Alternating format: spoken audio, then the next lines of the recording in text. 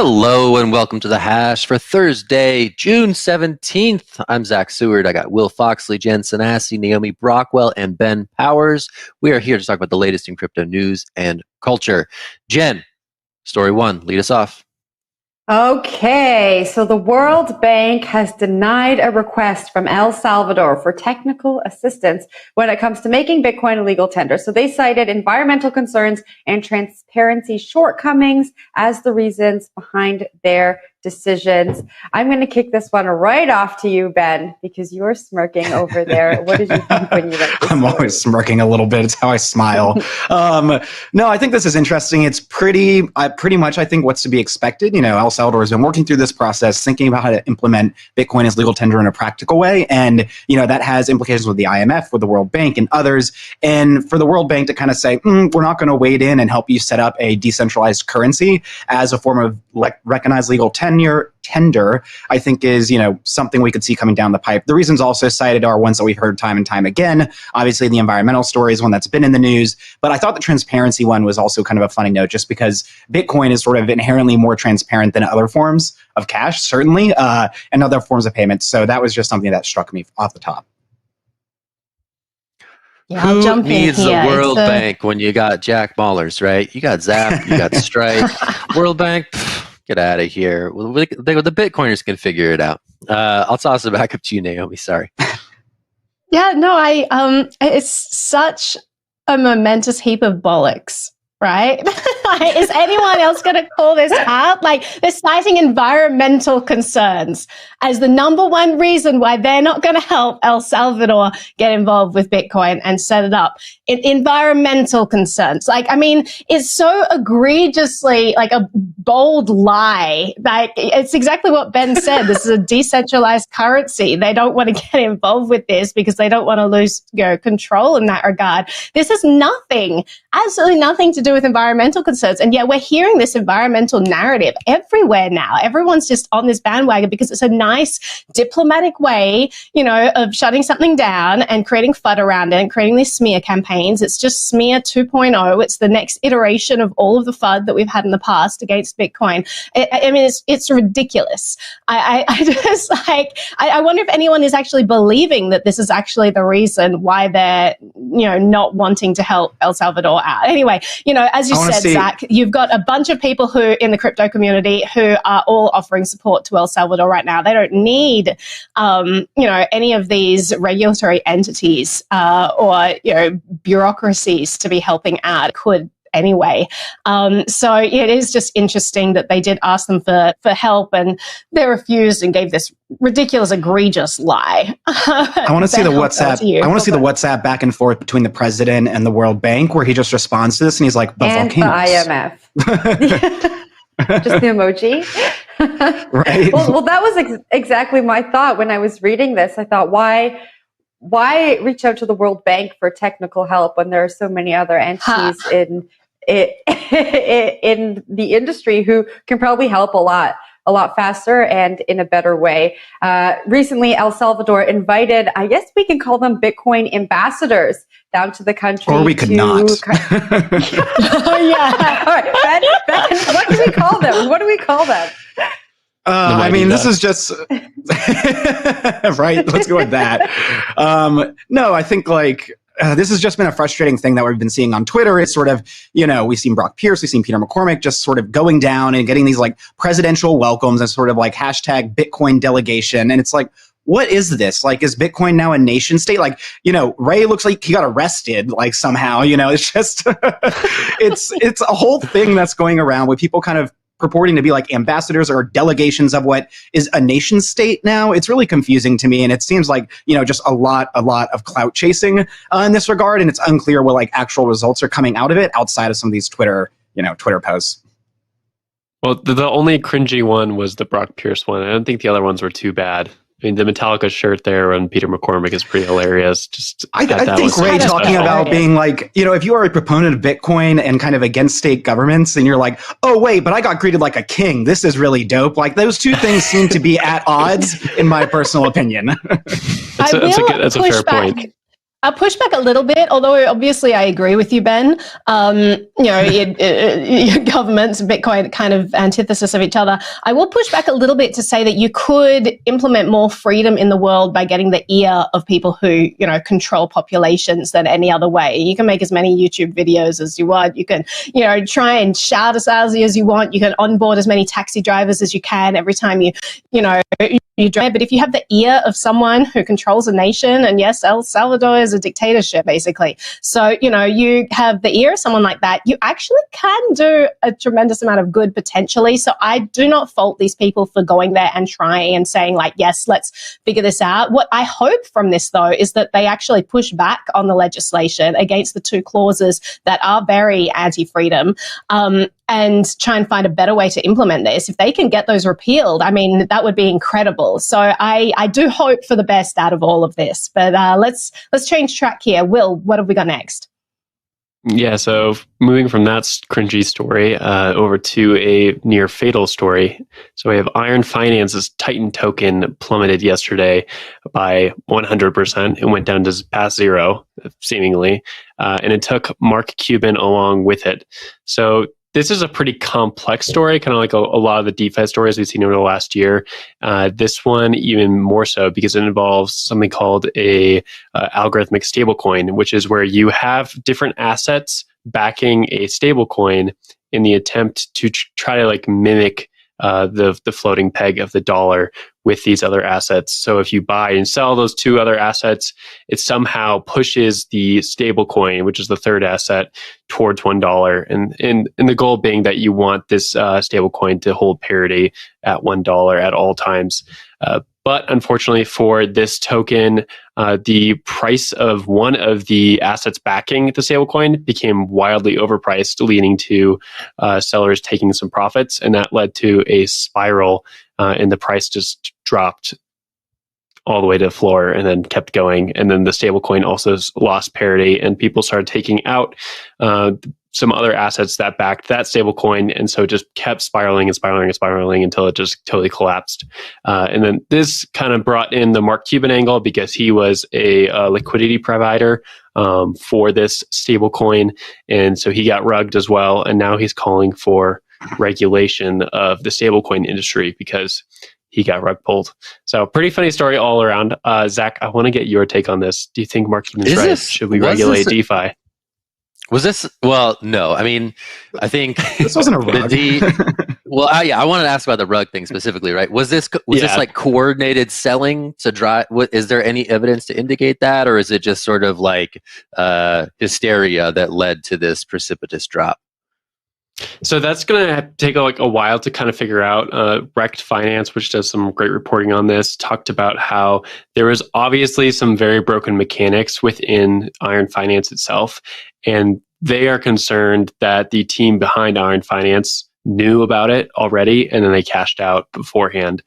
So it's still extremely speculative. Like, none of that is proven, but often these things are never proven either way because the whole crowd moves on and goes on to the next system that either breaks or makes everyone wildly rich.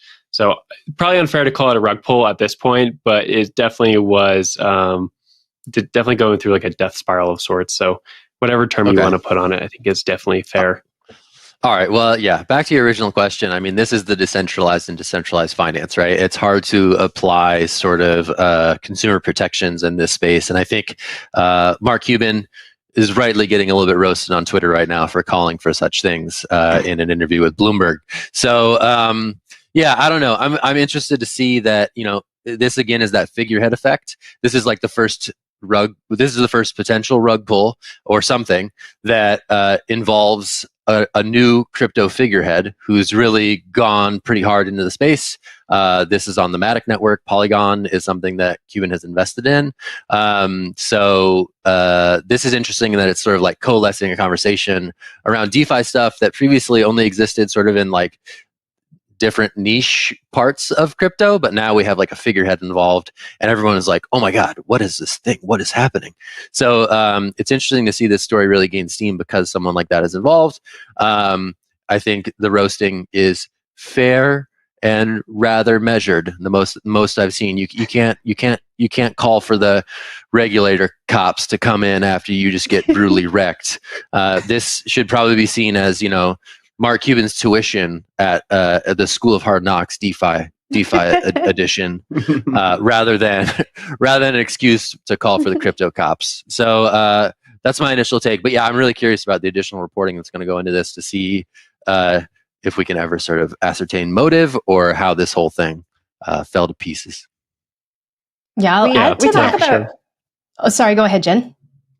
I was just going to say, we talk about education so much on the show, and we tell everyone, do your research, know what you're getting into, and you would think that Mark Cuban would have the resources at his hands to do his research and understand what he's getting into. And so I think a mainstream audience looking at this might get afraid to enter into the DeFi space, and also, back Mark's comments on a need for regulation when it comes to DeFi. So, Will, I just wanted to get your, get your opinion on that, since you know more about this than me, and I think probably everyone else on the panel. What should people be looking out for?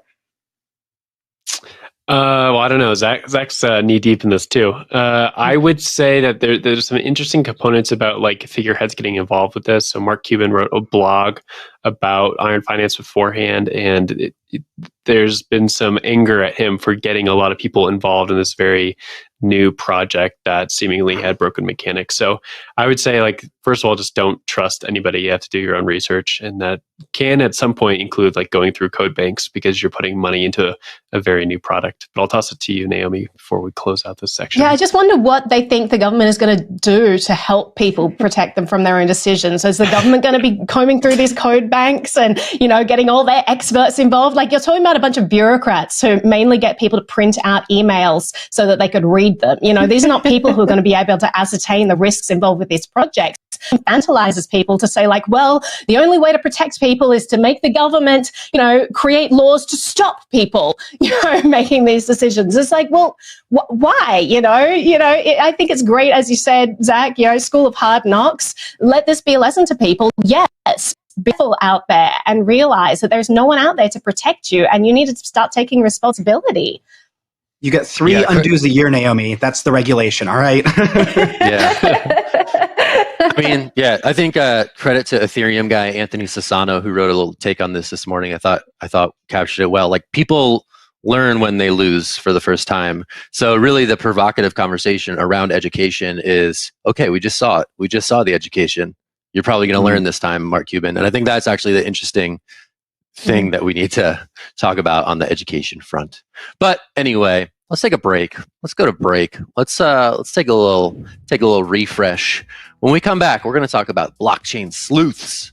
TRM Labs just raised a big round and had some impressive growth numbers to share. So we will talk about that when we return. See ya.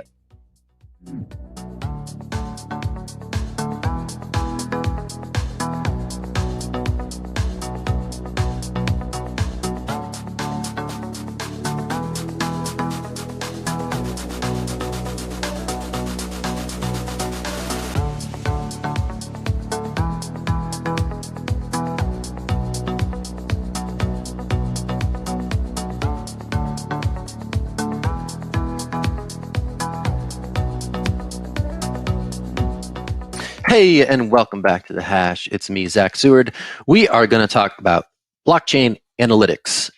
This is a story about TRM Labs. They're a PayPal-backed firm that is in the business of tracking cryptocurrency flows in the name of compliance and enforcement. And it is a good time to be in this business. And I would continue to watch this space for major raises in the near-term future. This, to me, is, again, a story about sort of compliance really stepping into its own. Danny Nelson was right to call out a New York Times article that situates the context of this story very nicely. The Colonial Pipeline hack apparently upended misunderstandings about Bitcoin being fully untraceable.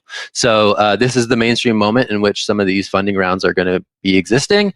And I think it's quite interesting to see that compliance firms such as TRM Labs and others are really seizing that moment.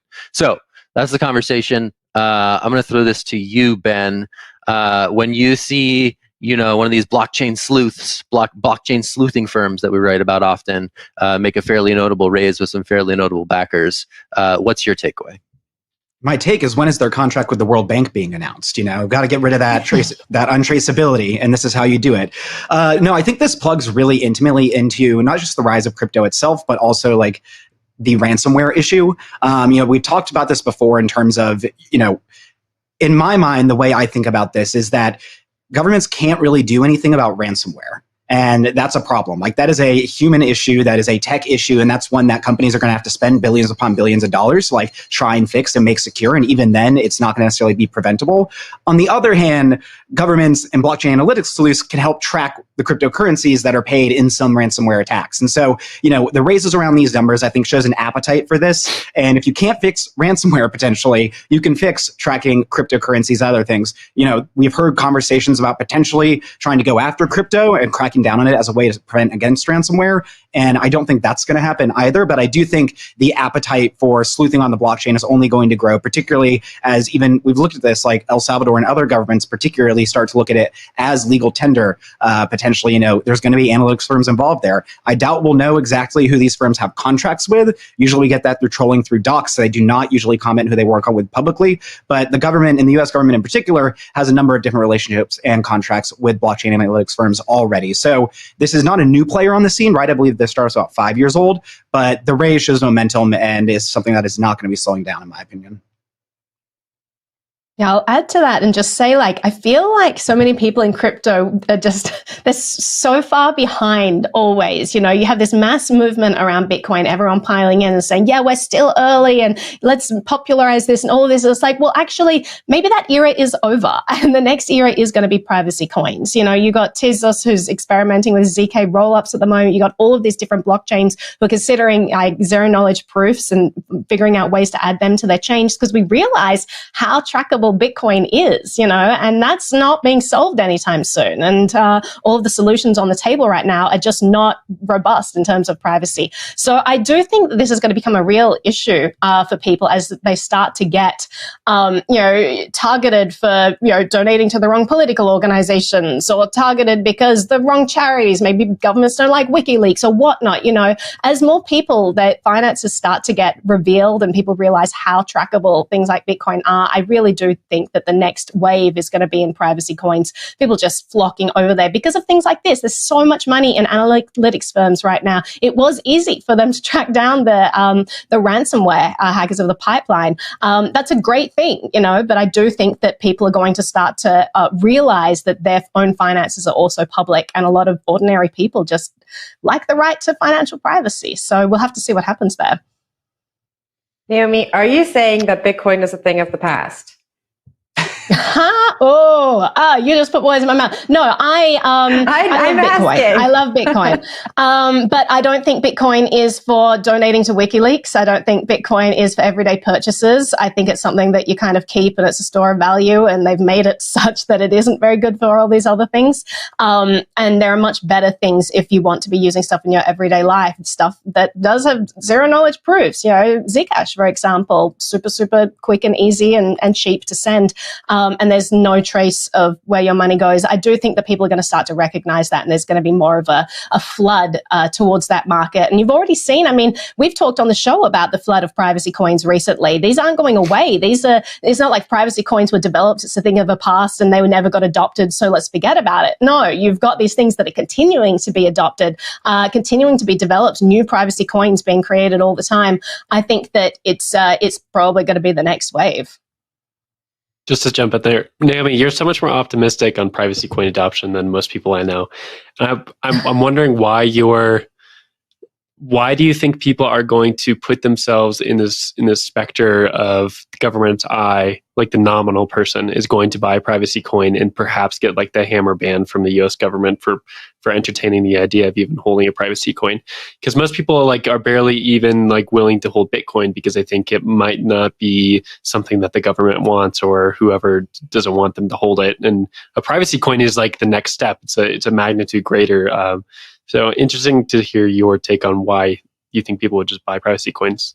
Or maybe Ben. For sure. Well. I think we've seen a huge wave towards privacy products in general. I think that the zeitgeist at the moment is definitely increasing in terms of people's privacy awareness and all kinds of products going out there. I mean, recently had Sidewalk released. There was a big fuffle about that. Like, is that going to be an invasion of our privacy? What's Amazon doing? What's the former NSA director on the board of Amazon doing? So I do think people are increasingly aware of privacy. We can thank Edward Snowden a large part for that, but it's only getting more and more pervasive. And as people understand this more, I think that including, more of our lives are on the digital realm. So privacy is going to become more of an important thing for people to consider. But let's change track here.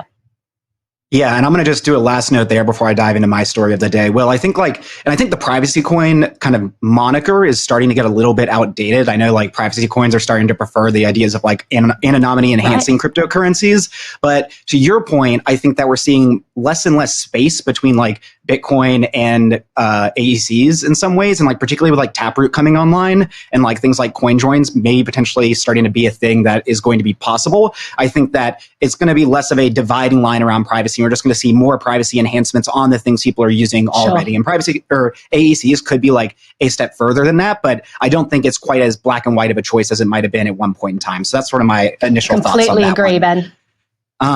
And so on my story of the day, I'm bringing one and taking us back to Washington, where the National Republican Congressional Committee has said that they are going to start accepting cryptocurrency donations, making them the first sort of political body in the U.S. Congress to do so. So this is basically the fundraising arm for the House Republican Party, and they can take a number of donations, and they're transferring these or taking these, I believe, through BitPay. And what that means is that they're not actually going to be possessing any of the cryptocurrencies. It's going to be immediately switched over to U.S. dollars, and that's what's going to go into their coffers. And what that means is that they can take donations that are thousands upon thousands upon thousands of dollars more than what actual crypto donations could be. So there's a lot of different implications here. I've got some cynical ones, but Jen, I'm going to toss this to you to start off.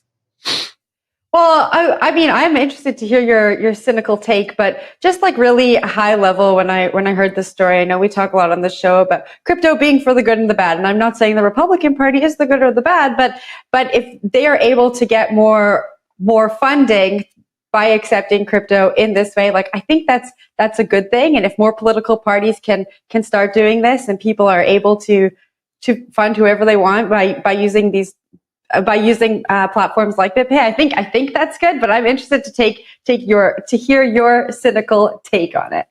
Well, I saw your hand go up first, so take this one. Yeah, I mean, I guess I'm kind of in the middle on all these topics. It seems that often people are wanting to force a political solution for crypto here, where it's either Republicans are for it or Democrats are for it. But so far, I think it's been pretty down the middle. I mean, the Trump administration, when they're going out the door, levied some really onerous crypto regulations that ultimately failed when the Biden administration came in town. And then Gary Gensler, who's the head of SEC right now, is very pro-crypto. But at the same time, he himself has levied some talking points already about how crypto needs to be regulated. And then you have some Republicans on their side who, I think Ted Cruz the other day was talking about how Bitcoin is a good thing. We didn't have much more to say besides that, but he said Bitcoin's promising and he kind of likes the technology for human freedom. So I feel there's no straight answer here, even though we have a headline that says Republican National Committee is accepting crypto for payments. I think the answer is they just like money, and I think we're just going to keep seeing it. Ding, ding, ding. Well, that's it. Yeah, Zach, what you got? I just want to piggyback on Will. I mean, I think this is a sign of the future partisanship of Bitcoin. And I think Bitcoin has been lucky to be neutral in U.S. political circles the way it is similarly neutral as a technology. And I'm a little bit worried that those days are coming to an end and fast, right? I think we might end up seeing a left-right divide on cryptocurrency embrace in Washington. And personally, I'm not very optimistic about what those conversations might look like in the future. So this to me is sort of a harbinger of maybe some of that coming down the pike, but we'll see. All right, Ben, you got to give your take before we wrap this up. I just think this is pure money grab. This isn't about crypto at all. They're never actually holding any crypto. This is just give us all the money that you can. Republicans have very big donors. Democrats definitely do too. But I think this is just another way for the Republican congressional committee to fundraise, and that's really what it comes down to at the end of the day. I don't think there's really any kind of perspective on crypto. They're not touching it, and I think it's just a way to get around limits on crypto donations, actually, and just get much bigger donations that end up in their pockets as US dollars. So that's my cynical one, is that a bad they don't really care about crypto. Politicians having more money. I mean money. Jen. I think it's just. I'm always cynical. Money. They're gonna have money regardless, right? I'm bearish on money grabs generally. That's my overall take. But Naomi, guys, speed us out of here and into the land of NFT and Tezos. Yeah, I got to move us out of here. All right. You're going to be very proud of me. Today, I bought something to the sports desk. So Tezos branding will now be displayed on the race suits of McLaren Formula One and IndyCar drivers. So they said that the McLaren Racing said that it plans to build an NFT platform on the Tezos blockchain. And these NFTs will illustrate their racing history and heritage and famous drivers and all of that stuff. So it's kind of like this, this way to, I guess, encapsulate this history of this and make these collector's items. It's kind of interesting, but I'll throw it to you, Will. To start off with, please congratulate me on bringing something to the sports desk. Well, I don't know if racing counts as a sport. There's no. God damn it! I'm trying my best. You said it, not me. Just kidding. Actually, no. Very tough to drive those things, so I won't hate on it. No, that's interesting. Like I like some of these sports NFT things. Famously bearish on other NFTs. So I guess I don't have much to take besides that. But I'm gonna give it to Zack. This is like really his bread and butter. This is why we have him on the show. I'm gonna This is the only honor reason. Naomi. I'm gonna honor sort of the the changing roles that we're gonna do here, and I'm just gonna forget the sports ball stuff. I don't know what sports ball is going on here. I couldn't tell you a famous race car driver if you put a gun to my head. So we're not gonna do that. But what I do want to talk about is the Tezos blockchain. I haven't heard the Tezos blockchain in a long time, and I'm very curious about what's going on over there and what the teams who are building on that network are seeking to accomplish. And if this is sort of an indicator that, all right, we got our, we have our table stakes NFT platform. I'm really curious to see sort of like what comes next for Tezos, because it's one of these networks that has been quite quiet. And I just am like, well, what happened to them? They raised a bunch of money way back when. Like, what's the deal? So anyway, I'll toss that one back to you, Naomi. Yeah, I can give some insight here. So the Tezos story is kind of fascinating. They raised just a ton of money, got so much attention in the space because of their ICO raise. And then there was this struggle between the foundation and everyone else. And the guy who was in charge of the foundation turns out to not be that great a guy. And so they, because there was this kerfuffle, then this class action lawsuit started, which tied up their funds for like 3 years.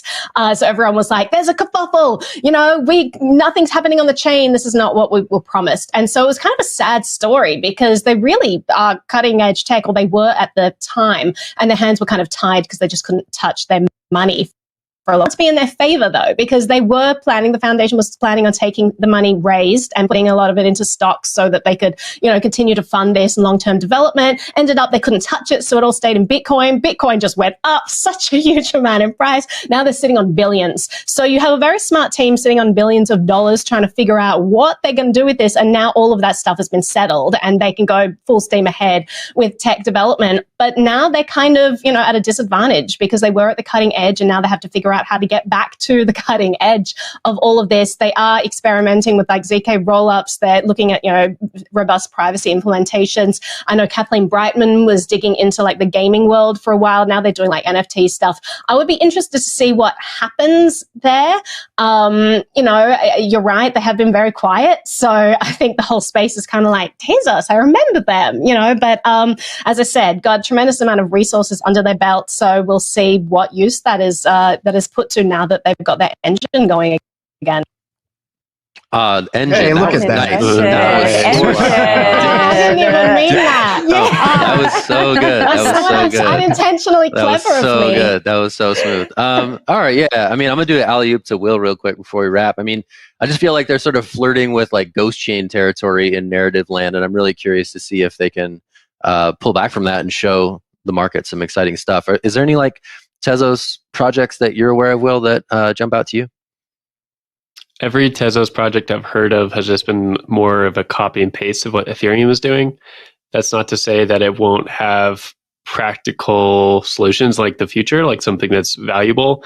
But for right now, yeah, it's just like Naomi said, like, oh, let's do NFTs also, or let's do. Well, one thing that CK differentiates rollups. from Ethereum, right, Will, is Ethereum's trying to get to proof of stake and Tezos is already there. So it could be interesting territory, even in terms of a copy-paste model. I think just writ large, you see a number of... Oh, no, go ahead. I was just going to say, like, writ large, I think it's really interesting to see these like chains that get built out and either stalled for legal purposes or just spent a really long time building and like don't have a ton of projects on them necessarily. I'm really curious to see if they're going to be able to catch up, right? We see other chains moving really quickly. We see projects like being established or already established, and we see like ecosystems starting to grow. And I think it's going to be a lot harder to like attract people to your chain if they're already somewhere else, unless you like have some incentive or maybe use some of that funding, right, to incentivize people to move projects. So there are a few different projects out there like that. And I think we're going to get into a thing where they have to like scale and catch up really quickly. And that's going to be quite challenging. All right, good stuff. Crypto Chronicles continue. We are going to wrap it up for today. Thanks for tuning in to The Hash. We'll be back again tomorrow to talk about the latest in crypto news and culture. And until then, check out All About Bitcoin on CoinDesk TV at 3 p.m. Eastern. I'm Zach. This is the rest of the gang. We're happy you're here, and we'll talk to you soon. Thanks. See you, rest of gang.